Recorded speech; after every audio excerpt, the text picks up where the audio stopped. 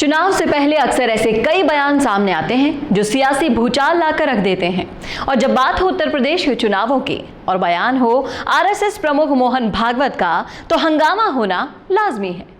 उत्तर प्रदेश चुनाव से पहले एक बार फिर से मोहन भागवत ने ऐसा बयान दिया है जिसने मोहर लगा दी है कि क्या होगा योगी का 2022 का प्लान।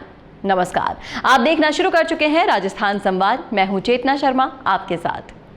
आमतौर पर सब जगह से ये सुनने को जरूर मिलता है कि मोहन भागवत ने एक बार फिर किया बड़ा धमाका, मोहन ने दिया ये बयान।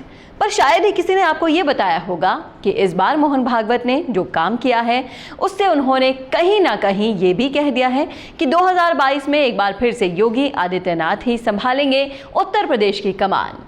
तो चलिए आपको बताते हैं कि मोहन भागवत ने अपने बयान में क्या कहा। उत्तर प्रदेश के गाजियाबाद में एक कार्यक्रम के दौरान भागवत ने कहा कि सभी भारतीयों का डीएनए एक है। उन्होंने मुसलमानों से कहा कि उन्हें डरने की जरूरत नहीं है। इसके अलावा भागवत मॉब लिंचिंग पर भी खुलकर बोले। उन्होंने कह दिया कि जो लोग लिंचिंग करते हैं वे हिंदुत्व विरोधी हैं। भागवत के इस बयान के बाद सियासी पारा एकदम से चढ़ गया है। राजनीतिक विश्लेषकों का मानना है कि भागवत ने अपने बयान से हिंदुत्व के दार्शनिक आधार को व्यापक रूप दिया। अपने बयान से वो भाजपा को अब हर धर्म और हर समुदाय के लिए स्वीकार्य पार्टी के तौर पर स्थापित करने के लिए मनोवैज्ञानिक समर्थन हासिल करने की कोशिश कर रहे हैं, जिससे आलोचकों और विरोधियों को जवाब दिया जा सके कि केंद्र में प्रधानमंत्री नरेंद्र मोदी की सरकार को हर धर्म और हर समुदाय का समर्थन हासिल है। उन पर अल्पसंख्यकों को हाशिए पर रखने के जो आरोप हैं वो बेबुनियाद हैं। विपक्षी दलों ने भागवत के बयान को उत्तर प्रदेश चुनाव से भी जोड़ दिया। कांग्रेस, बसपा और एआईएमआईएम ने उन पर हमलावर हो गई।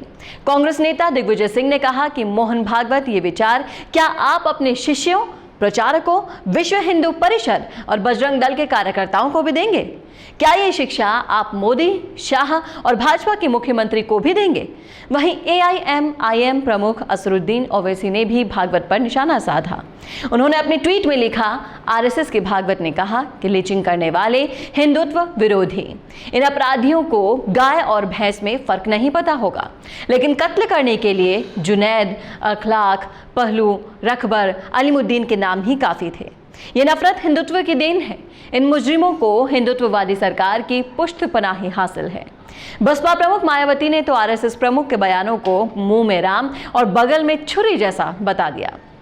भागवत का यह बयान उग्र हिंदुत्व की अपनी छवि सुधारने की कोशिश भर है या वाकई उत्तर प्रदेश चुनाव से इसका कोई कनेक्शन है? दरअसल उत्तर प्रदेश में सभी राजनीतिक दलों की नजर मुस्लिम वोट बैंक पर रहती है। अगले 6 महीने में प्रदेश में विधानसभा चुनाव होने हैं।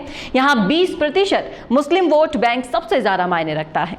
उत्तर प्रदेश विधानसभा की 403 विधानसभा सीटों में से करीब 125 सीटें ऐसी हैं जहां मुसलमानों के वोट की अहम भूमिका होती है। ऐसे में सभी पार्टियां मुस्लिम वोट बैंक को अपने पाले में करने की जोड़ तोड़ में लगे रहते हैं। समाजवादी पार्टी खुद को मुस्लिम वोट बैंक का सबसे बड़ा अधिकारी बताती है, क्योंकि पिछले कुछ सालों में मुसलमानों ने सपा पर सबसे ज्यादा भरोसा जताया। हालांकि उससे पहले मुस्लिम वोट मायावती के खाते में जाता था। ऐसे में मायावती भी इस वोट बैंक को साधने में कोई कसर नहीं रखना चाहती। गौर करने वाली बात यह है कि भाजपा इस बार वोटों के बंटने से बचना चाहती है, क्योंकि पश्चिम बंगाल विधानसभा चुनाव में वो इससे नुकसान उठा चुकी है। भाजपा के रणनीतिकार अच्छी तरह समझते हैं कि उनके लिए उत्तर प्रदेश चुनाव हर हाल में जीतना जरूरी है। हालांकि जिला पंचायत अध्यक्ष के चुनाव में जीत हासिल करने के बाद पार्टी में जोश भरपूर है। ऐसे में मुख्यमंत्री योगी आदित्यनाथ भी 2022 में भाजपा की सरकार बनाने का दावा कर रहे हैं और इस समय में भागवत के बयान को वोटों को कटने से बचने की एक कोशिश के तौर पर भी देखा जा रहा है। जानकारों का कहना है कि 2019 के लोकसभा चुनाव से पहले 3 तलाक के मुद्दे ने मुस्लिम महिलाओं के बीच प्रधानमंत्री नरेंद्र मोदी को लोकप्रिय बना दिया। ऐसे में संघ के जरिए मुसलमानों के हक की बात करने से पार्टी को फायदा मिलने की उम्मीदें जताई जा रही है। जैसा कि हम सभी जानते हैं कि आरएसएस और मोहन भागवत की छवि पूरे देश में कट्टर हिंदू के रूप में बन चुकी है। ऐसे में मोहन भागवत का सभी को एक होने के बयान राजनीतिक पंडितों को सोचने पर मजबूर कर दिया है, क्योंकि बीजेपी हो या फिर आरएसएस हो, इनके ये बात अच्छे से समझ आ चुकी है कि हिंदू वोट तो बीजेपी के खाते में ही है। तो अगर उत्तर प्रदेश चुनाव जीतना है तो मुस्लिम वोटर्स को भी ये समझना जरूरी होगा कि बीजेपी सभी का विकास चाहती है। बीजेपी बाकी पार्टियों की तरह धर्म की राजनीति नहीं करती। तो ये थी राजस्थान संवाद की खास रिपोर्ट। कैसी लगी आपको ये रिपोर्ट? आप अपनी राय लिख सकते हैं हमारे कमेंट बॉक्स में। साथ ही ऐसी और अपडेट्स के लिए आज ही सब्सक्राइब कीजिए हमारे चैनल राजस्थान संवाद को। आज हमने कोर्स किया और कल हम उसको भूल जाते हैं, फिर कंपनी में अप्लाई करते हैं तो कंपनी हमें वापस से ट्रेनिंग देती है। आप जानते हैं ये सब कुछ क्यों होता है? क्योंकि आप जो सीखते हैं उसे उसी वक्त इम्प्लीमेंट नहीं करते।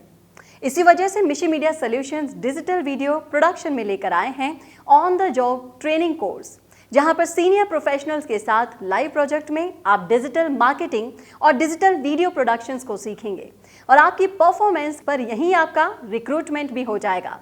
अब जब सब कुछ ऑनलाइन हो रहा है तो जाहिर सी बात है ऑनलाइन वीडियोस की डिमांड भी लगातार बढ़ रही है और इस इमर्जिंग मार्केट में आपका स्वागत करने के लिए तैयार है मिशी मीडिया सॉल्यूशंस।